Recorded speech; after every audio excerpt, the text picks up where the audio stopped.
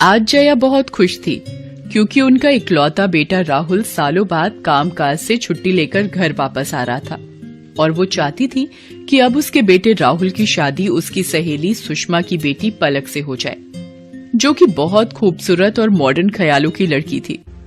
उसे अपनी खूबसूरती का बहुत घमंड था।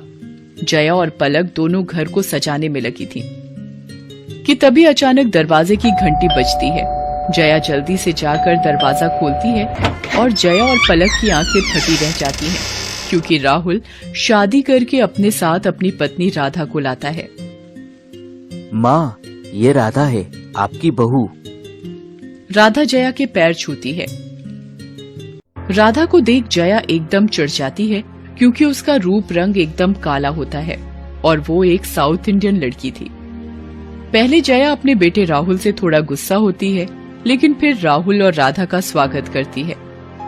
राधा बोली, अयो माँ जी, आपका घर तो बहुत सुंदर है जी। राधा का काला रंग रूप देखकर जया की सहेली सुषमा हंसते हुए ताना मारते हुए कहती है,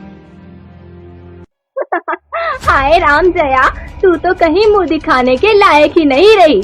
बहुत कहा करती थी ना तू कि तू अपने बेटे के लिए चांद का फूल लाएगी, लेकिन तेरा बेटा तो काला लंगूर उठा लाया है। चल बेटी पलक, अब यहाँ रुकने का कोई मतलब नहीं। ताना देकर सुषमा वहाँ से चली जाती है। सुषमा का ताना सुनकर बेचारी राधा को बहुत बुरा लगता है और जया भी अपनी बहू के सांवलेपन की वजह से उसे नापसंद करने लगती है और उससे चिढ़ी चिढ़ी रहती है। अब राधा दिन भर घर का कामकाज करती और सबका खूब ख्याल रखती, लेकिन जया उससे नाखुश रहती। अरे ओ महारानी, कहाँ मर गई? सुबह सुबह नाश्ता मिलेगा या नहीं? थोड़ा जल्दी जल्दी हाथ पैर चला, काम चोरी तो कोई तुझसे सीखे वाला। अयो हाँ माँ जी, अभी लाई जी। राधा नाश्ता लेकर आती है, जो देखकर जया का चेहरा लाल हो जाता है। ये क्या बनाकर लाई है करमजली? वो माँ जी, ये हमारे तरफ का खास डिश है जी। ये पुट्टू, ये उपम, ये वड्डा सब आपके लिए खास बनाया है जी। आपको पसंद आएगा जी, आप एक बार खाकर तो देखिए। हाय राम, आज तो भूखा ही मारेगी ये मद्रासन। जाकर मेरे लिए कुछ चाइनीज बना कर ला, ये सब तो मेरी नौकर भी ना खाए।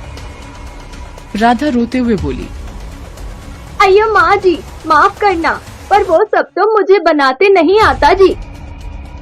हाय राम, ना जाने किस पाप के बदले ये मनहूस मेरे गले पड़ गई। चल हट, अब जा यहाँ से, मुझे किटी पार्टी में जाना है। जया जानबूझकर बार बार मौका ढूंढकर राधा की बेइज्जती करती ताकि वो परेशान होकर घर छोड़ दे। एक शाम राधा शॉपिंग से अपने लिए कुछ कपड़े और गहने लाती है और खुशी खुशी अपनी सास जया को पहनकर दिखाती है। अयो माँ जी, ये कपड़े और गहने कैसे लग रहे हैं जी? कल उनके साथ ऑफिस की पार्टी में पहन कर जाने के लिए। आए हाय, ये कपड़े और गहने तो बहुत अच्छे लगेंगे, लेकिन तेरे जले हुए चेहरे पर नहीं, मेरे खूबसूरत चमकते हुए चेहरे पर, समझी? ला दे ये मुझे।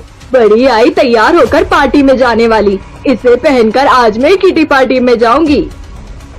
अयो माँ जी, ठीक है जी, ये सब आप पहन लीजिए, लेकिन मैं भी चलूं क्या आपके साथ किटी पार्टी में जी? जया ताना मारते हुए बोली, तुझे अपने साथ ले जाकर मुझे अपनी बेइज्जती नहीं करानी। मैं और पलक जा रहे हैं, तुझसे लाख गुना खूबसूरत है वो। जया राधा का मजाक उड़ाकर वहाँ से किटी पार्टी में चली जाती है, जहाँ पार्टी में जया की एक सहेली कहती है, अरे जया बहन, मैंने सुना है कि तेरा बेटा खूबसूरत बहू लेकर आया है, पर तूने तो अभी तक उसकी मुंह दिखाई भी नहीं की। तो हम सब सोच रहे हैं कि परसों हम सब तेरी बहू से मिलने आए, उसके हाथ का खाना भी खा लेंगे। लेकिन वो बात वो है कि अब बात कुछ नहीं, हम सब परसों आ रहे हैं तेरी बहू की खूबसूरती देखने। ये सुनकर जया की चिंता बढ़ जाती है। वो परेशान होकर घर पहुंचती है। हाय राम, अब क्या करूं? क्या करूं? मुंह दिखाने में तो सबको पता चल जाएगा कि ये कलमुही मद्रासन मेरे घर की बहू है। लेकिन इतनी देरी हो गई, आखिर ये मद्रासन गई कहाँ? घर छोड़ के तो चली नहीं गई। भगवान करे ऐसा ही हुआ हो। तभी राधा बाजार से सामान लेकर घर आती है। आ गई महारानी। जब देखो तब शॉपिंग करने निकल जाती है और यहाँ मेरे गले में जान अटकी पड़ी है। और ये क्या हालत बनाकर आई है? कपड़े गंदे और हाथ में खरोच, किसी से मारपीट करके आई है क्या कलमुही?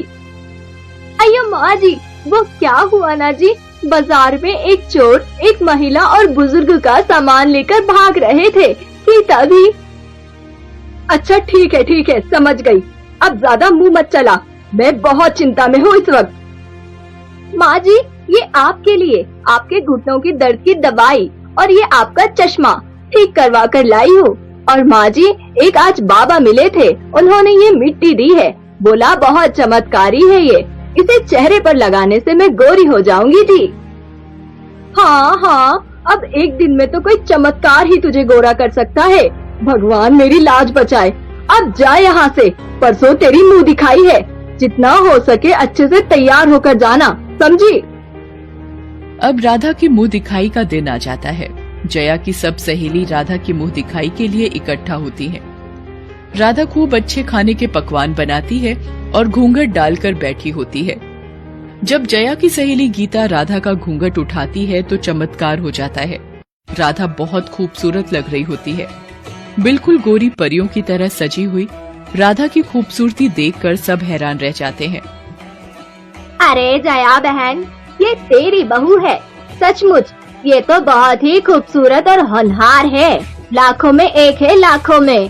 तू जानती है, कल ही की बात है, बाजार में एक दो चोर मेरे और बाबूजी का सामान लेकर भाग रहे थे। किसी ने हमारी मदद नहीं की। तब तेरी बहू ने बड़ी बहादुरी से उन चोरों से हमें बचाया और हमारा सामान हमें वापस मिल गया। तब हमें पता चला कि ये कोई मामूली लड़की नहीं बल्कि एक पुलिस अफसर रह चुकी है। लेकिन एक एक्सीडेंट के बाद इसे अपनी नौकरी छोड़नी पड़ी। तू तो बहुत ही भाग्यशाली है जो तुझे इतनी होनहार बहू मिली है सच में। अपनी सहेली गीता के मुंह से अपनी बहू की इतनी तारीफ सुनने के बाद जया की आंखों में आंसू आ जाते हैं और उसे अपनी गलती का एहसास होता है, क्योंकि उसने हमेशा अपनी बहू की बदसूरती के आगे कभी उसकी अच्छी खूबियों और खूबसूरत मन को देखा ही नहीं। और इसके बाद अब जया और राधा खुशी खुशी मिलजुल कर प्यार से रहने लगे और साथ ही किट्टी पार्टी में भी जाने लगे। तो दोस्तों, देखा आपने, इसलिए कहते हैं कि इंसान की खूबसूरती उसके तन से नहीं बल्कि उसकी अच्छी खूबियों और मन से होती है। अब मिलते हैं आपसे अगले वीडियो में। नमस्कार।